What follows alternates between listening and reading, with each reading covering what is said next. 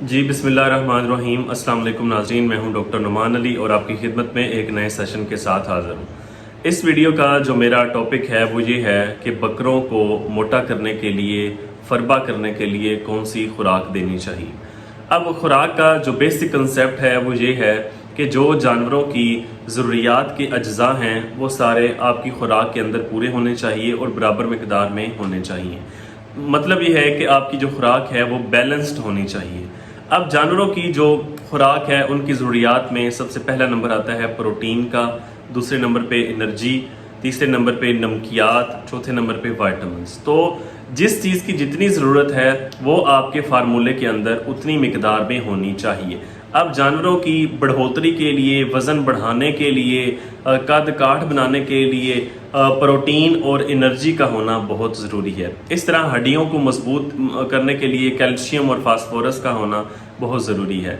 तो इस तरह बाकी जो सारे विटामिन्स वगैरह हैं, बाकी जो नमकियात हैं वो भी ग्रोथ के लिए बहुत ज़रूरी होते हैं। तो इस वजह से आपकी जो भी खुराक हो उसमें इन सब चीज़ों का बराबर प्रोपोर्शन होना ज़रूरी है। यूट्यूब पे पहले ऐसे फार्मूले मौजूद हैं जो कि अच्छे डिज़ाइन किए गए हैं, उनमें लोगों ने कमेंट भी नीचे किए हुए हैं कि इनसे उन्होंने अच्छे रिजल्ट लिए हैं। ये जो इस वीडियो में मैं 2 फार्मूले बताने वाला हूँ ये भी अल्हम्दुलिल्लाह अप्लाइड हैं, इन पे काम हो चुका है, जानवरों का अच्छा वज़न गेन करवाया जा चुका है। तो वीडियो में आप स्क्रीन पे अपनी देख सकते हैं फार्मूले।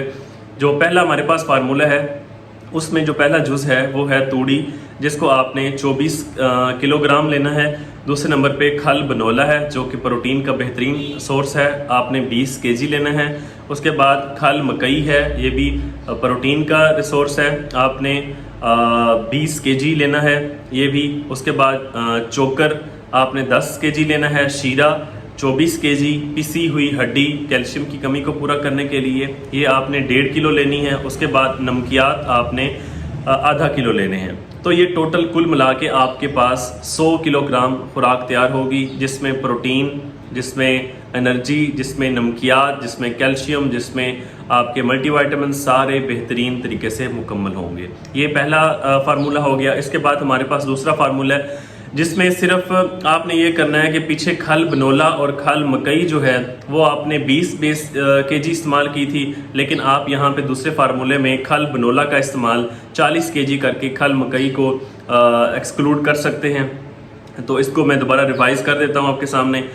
तूड़ी जो है वो आपने 24 किलोग्राम लेनी है, खल बनोला आपने 40 किलोग्राम लेना है। जो पिछला फार्मूला था उसमें हमने 20 किलोग्राम खल बनोला ली थी और 20 किलोग्राम खल मकई ली थी। यहाँ हमने सिर्फ खल बनोला 40 किलोग्राम लेनी है। उसके बाद हमने चोकर 10 किलोग्राम और शीरा 24 किलोग्राम, पिसी हुई हड्डी 1.5 किलोग्राम और नमकियात को हमने 0.5 किलोग्राम लेना है और टोटल हमारे पास 100 किलोग्राम की खुराक तैयार हो जाएगी। तो ये भी एक बैलेंस्ड राशन का फार्मूला है, तो इसको आप इस्तेमाल कर सकते हैं। अच्छा, अब सवाल ये पैदा होता है कि अब हमारे पास फार्मूला तैयार हो चुका है, अब जानवरों को कितना कितना डेली बेस पे देना है।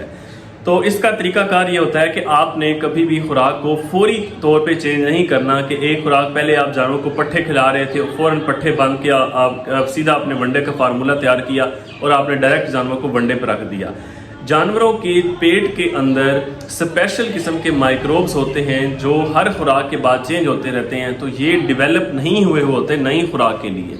तो आपने जब भी खुराक चेंज करनी है, मैं अक्सर ये बात करता हूँ कि आपने 80% खुराक का पुराना हिस्सा देना है और नई जो खुराक है उसका 20% हिस्सा देना है। और अगले दिन फिर पुरानी खुराक को थोड़ा सा कम करना है, 70% पे ले जाएं, नई खुराक को 30% पे, अगले दिन फिर पुरानी खुराक को इसी तरह 60% पे, नई खुराक को 40% पे। इस तरह आपने प्रपोर्शन वाइज नई खुराक बढ़ाते जाना है और पुरानी खुराक को कम करते जाना है।